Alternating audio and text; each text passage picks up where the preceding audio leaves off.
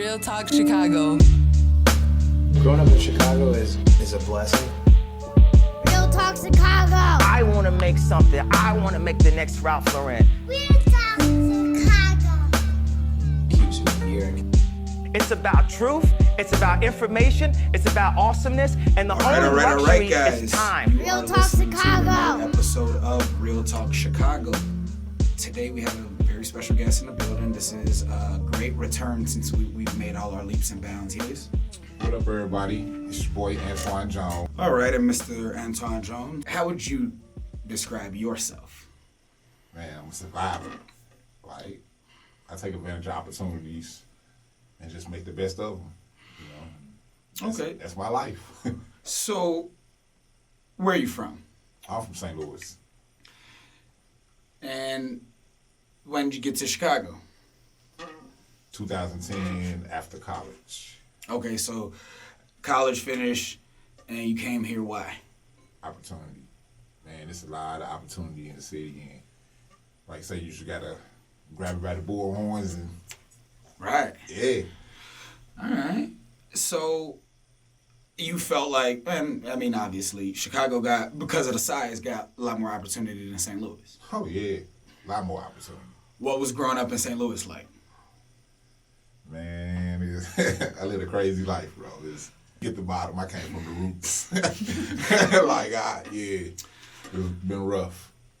And I want, the bulk of our interview be positive and things, but I know not everything in life is positive. And you went through some real stuff, and I think you're a person who has persevered. And I think that when you say you take what life throws at you and you run with it, you really do live that, and I think that that's why your story is important. There was a tragic experience with your parents, right? Yeah. Could you tell me about that? Well, my mom was a single mom until I was in the second grade. She was like 7? Yeah. But then she was murdered. And How was that? it was How did that happen? in the streets. She was doing what she doing what she could to raise 3 kids, 4 kids. No, actually, it's 5 kids. But anyway, single mom, that's tough. And she got caught up in the streets. And she took the route that she took to get quick cash, Right. do what she could. And one of her supposedly good friends murdered her. It seems with a lot of street stories, a lot of them, it's rare that they have happy endings in general. Yeah. But we typically, us from urban community, we don't need race in it. Us from urban community, we typically understand why they take the chances that they take. Your mom passing so young, I can't imagine, like I dealt with death early. My brother died in a car accident when I was like 8. Dealing with death that early desensitized me in a way to death. Did you have a similar experience? Yeah. I know exactly what you're saying. I go to funerals. I've been to hundreds of funerals. Don't shed a tear. Yeah. And people don't understand. I've seen so many deaths. Like, I'm like immune to this shit. It seems like there's so many people like that at this point, and I don't think it's supposed to be that way, obviously. I don't think that humans are supposed to see a certain amount of death. That's why soldiers have PTSD. Yeah. Do you think that to some degree you were caused PTSD? I ain't gonna lie. As a child, I deal with depression all the time. Mm-hmm. I just chose to handle it a different way than most people. Like, when shit would get rough, and I would feel less than the person that I was, I'll find something to make me happy and feel better than just those thoughts. What happened after your mom passed? So you said she was a single mom, so who'd you live with? Well, there wasn't many options, so we moved our grandma, Okay. my mother's mother.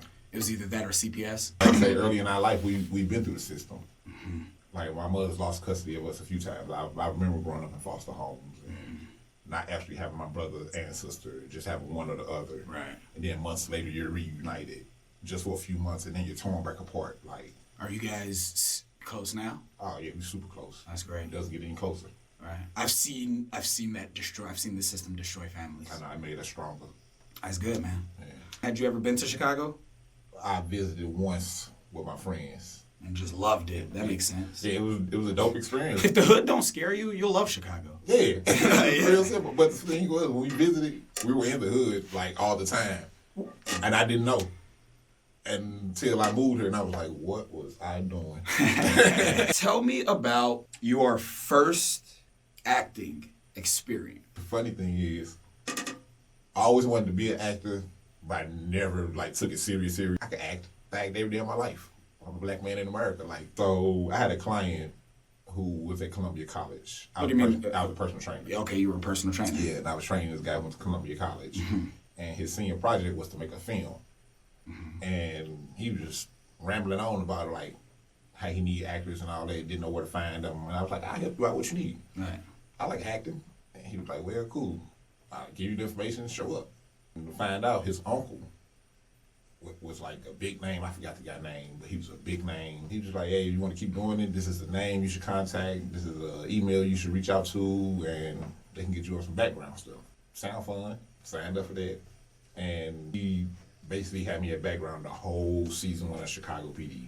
Never seen, but I was done. They didn't use the footage? Season. No, they used the footage. Right, but I was just like so far background. I saw one of them scenes. I don't know if you was at the end of an alley or like, I don't know. You seemed in the back of what was going on. Like, or was that Shameless? You might be speaking of APB. You've done quite a few Yeah, different I did a lot shit in of shows, Chicago. yeah. Just run down the projects that you've been a part of. We'll get into a few of them. Okay. Well, the most recently ones were Chicago PD, Chicago Fire, Sense 8. Yeah, Sense 8. You was in Sense 8 what too. he was Yeah. running. Okay. Yeah. Yeah. Okay. Boom. This on Netflix. Shameless, Empire, Arrow. Like Arrows? yeah, they came to film in Chicago for one day. Was that when they was doing the Gotham stuff? Yeah. Yeah. Yeah. Fucking shit. Like you just look like that's a good black guy to have. Like, that's what he looks like to casting directors and shit. Yeah. Like, we want that black guy. Look, put him in front of those people right there. Keep that energy. I love it. How did yes, we know that to some degree that is what is happening. Obviously, it's working in your favor, and I hope that it continues to work in your favor. Yeah, you and me both. I believe in speaking things into existence. So, where do you want your acting career to go? There's no limits. Like, so you want to be in a Marvel movie? I feel yeah. it. I feel they got it. Black Panther 2 coming up in I think 2022. And I also do stunts, and the first Black Panther, they brought a lot of guys in from Chicago. My guy Randall McDonald, great stunt guy. Interesting. So you ended up you named quite a few Chicago shows. You named Chicago PD and Chicago Fire. What are you like? Thug number 3? Thug number 1. I'm definitely the bad guy. But, Okay. I actually got a name now. It's Tyrell Young. Yeah, that's my bad guy name on Chicago PD. Okay. Oh, that's what's up. They gave you a name. Bruh. That's what's up. I'm big dogging it out here. I'm in the streets, bro. Can't wait till they start picking that back up because you're not even the only person that's just been involved with that project, actually. Another interview that we did a couple months ago, my guy FNO Films, shout out FNO Films, my guy Terrell, Brian over there. Terrell works on Chicago, which one, PD or Fire? PD. PD. Yeah. Okay. But it seems that after Rahm Emanuel got in office, a lot more stuff started being filmed in Chicago. Well, I'm not sure about the politics side of it. However, I do know Sin Space is growing. You said Sin Space? Yeah, it's the headquarters of the filming in Chicago. I thank you for teaching our listeners that. Sin Space. Yeah, So Sin all Space the Studios. growing actors, you go follow them on Instagram, or if you need to find out about them. Yeah, it's where it's at.